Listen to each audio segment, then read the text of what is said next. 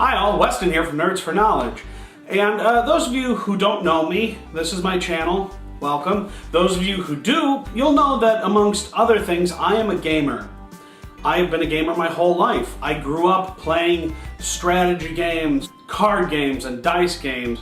And what I played, at least as much as I played board games, were video games. I played lots of video games. I didn't own consoles, but all my friends did, and that's why they were my friends. No, but for real, I was a gamer, and I always have been a gamer. I love games. I think they are amazing. I think tabletop games provide just a little more value in the long run. There's a lot more to be gotten out of them. That there are two things that are very, very true. Games are meant for everyone. They are not developed for some weird, abnormal subset of human beings that just happen to be here and so, hey, let's give them something to do. No, games are for everyone. And secondly, and much more importantly, everyone is a gamer. There is a gamer inside you, and hopefully today I'm gonna help you find that. You may be asking yourself, why make this argument now? Well, according to a Guardian article, the link's in the description below, board game sales have been increasing 20 to 40% each year over the past decade. There are literally hundreds of Kickstarters. For those of you familiar with Kickstarter, there are hundreds of Kickstarters that are active at any one time. They have a lot more exposure now. Wil Wheaton has his own show called Tabletop, in which he invites celebrities who also like gaming to game. I mean, it's a big thing now. However, board games are still not mainstream, despite the exposure they get on, shows that were popular like Community and Big Bang Theory, and despite making games based on TV shows, and not bad ones at that, like Walking Dead, but people still haven't embraced it for some reason. And to be honest, I think that's due to a lot of misinformation and misconceptions about what games are, what they really have to offer the people who are playing them, and what happens when you become a gamer. Well, today we're going to talk about all three of these things, and I'm going to dispel any fears you have and hopefully give you enough information to get you started on your way to becoming a fully fledged gamer.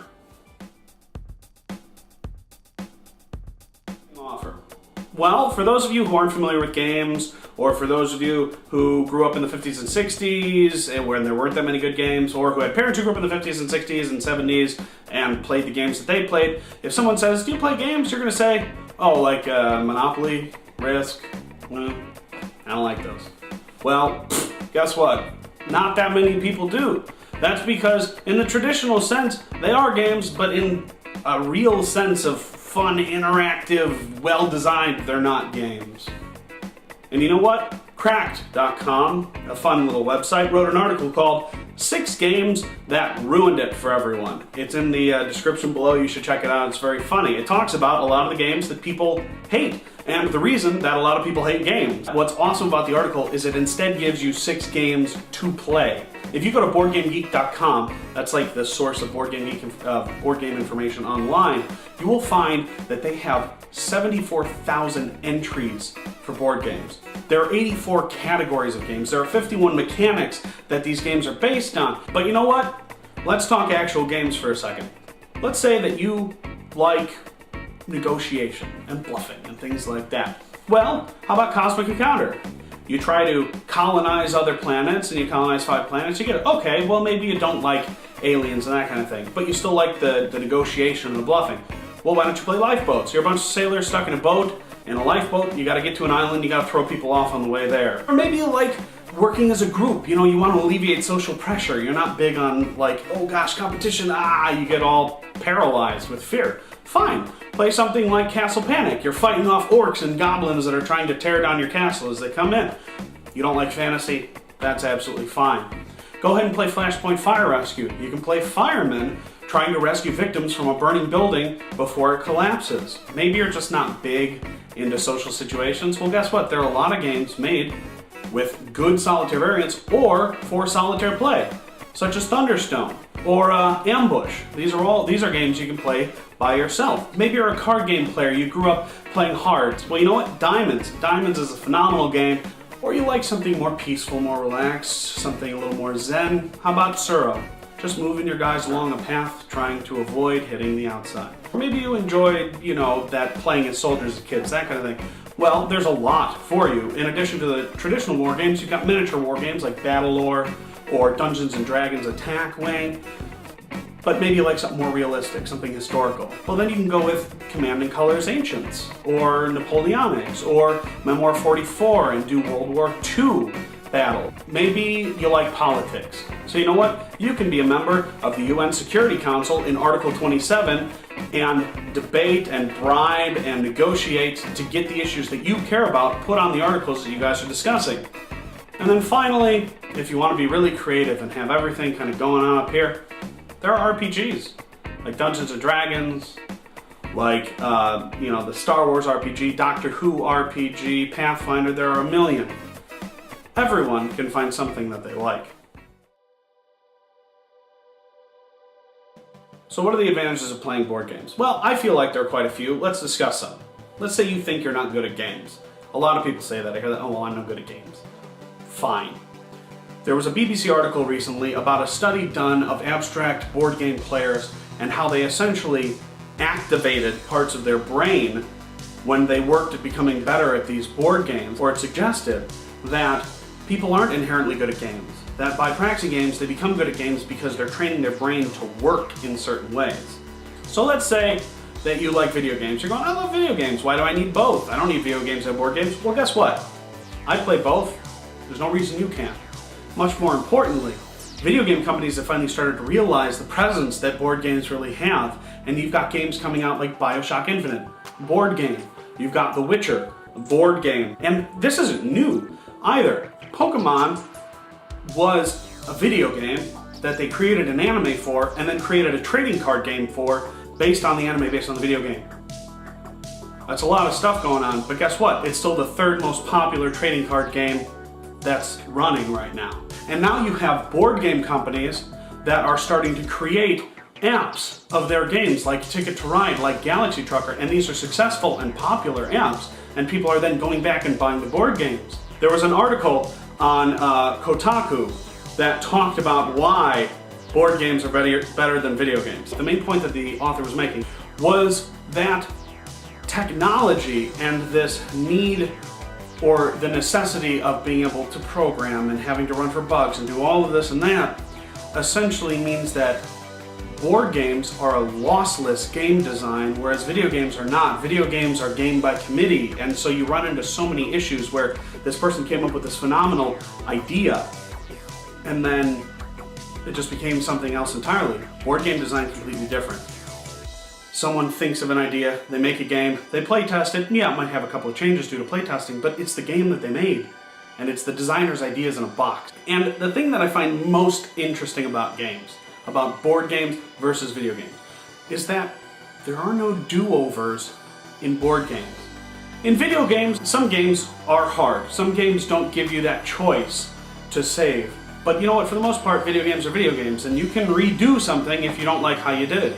Board games are not that way. You have to plan, you have to strategize, because if you don't, you've lost. Finally, for those of you who are big video game people, I think you should check out the Kotaku article below, in which that same person who discusses why board games are better than video games gives you 6 suggestions for board games that video game players should play. Finally, you might be saying, aren't gamers just geeks? I mean, aren't they just kind of nerds? Big, bearded men with encyclopedic knowledge of things that no one should know? No. I mean, yeah, but no. There are those people. They do exist. I've met them. Don't hate the beard. Don't be jealous just because you can't roll with this. Not everyone can do it. That's fine. I mean, I couldn't grow this till I was like 16. You might get there. I mean, I'm talking to guys for the most part, hopefully. But there are also just normal people who enjoy playing games, who find them fascinating and enjoy what they can get out of them. Let's just run through a few examples. You have people like Tom Vassell, Z Garcia, and Sam Healey. You've got that Terry girl, Rado, the Game Boy Geek, the Chief and his Hamtag group, my wife and I. We're all people who play games. And yeah, some of us look a little more gamery than others, but let's be completely honest, most of us are fairly normal. And you know what, if that's not enough, if you're going, well, you know what, you do have a beard, and I don't trust bearded people. I'm going to give you a list of people who also play games, everything from poker and chess to Dungeons and Dragons. We've got Barack Obama, Brad Pitt, Bruce Willis, Chevy Chase, Don Cheadle, Eva Longoria, Jackie Chan, Jamie Foxx, John Cusack, Justin Timberlake, and you know what? Let's just skip down to the bottom of the alphabet a little bit. Snoop Dogg, Sting, Vin Diesel, Will Smith. Vin Diesel plays Dungeons and Dragons. You know what? Come on. Like, for real. So, those are just some people who also are gamers. These are people who enjoy playing games. So really, for those of you who think that only nerds like games, you are wrong. A lot of people like them and a lot of people play them, and they are so fun and you can get so much out of it. And you know what? These people do too. That's why they play them. Well, where do you go from here? Let's say that I've convinced you to at least try games. I'm hoping I convinced you to be like a full-on gaming machine. But if I haven't, if you're at least willing to try games, there are a few things you can do. First, BoardGameGeek.com. I mentioned it before. There's a link down below. Check it out. There's an incredibly active user base. Depending on the conversations you can get in, you can get into conversations with game designers and publishers. The forums are huge. There's tons of information about games. If you want lists of potential games, there's the geek list. If you want to trade with people, there's the bazaar, stuff like that. I mean, it's a huge, giant, massive thing, amorphous blob of information. Tackle that blob. Find the info that you want and pull it out. Seriously, it will be worth it. It's a great website. If you want a little more personal interaction, go to your friendly local gaming store. There's a link in the description below to the friendly local game store section of Board Game Geek, and it will tell you what stores are in your area. So go there, talk to the staff, find out what they like and what suggestions they have. If you see other gamers there, don't be afraid to approach them. If you're thinking about something, they may know about it. Some of these gamers, especially like power gamers, I mean, they've played lots of games, so get that info from them. And for those of you who want to move on, go to meetup.com or check out the calendar at your friendly local game store. See when things are being played. Go to the things that you like to play and find out more about what the other gamers who like the games you like. And then play those games and see if you like those, and then build from there.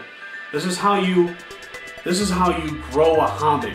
But it's no different than any hobby. You find things that you like, you find other people who like them, you learn what they like, and you try those, and then you keep building from there. I mean, it's all the same. Finally, there's not that much left to say, to be honest.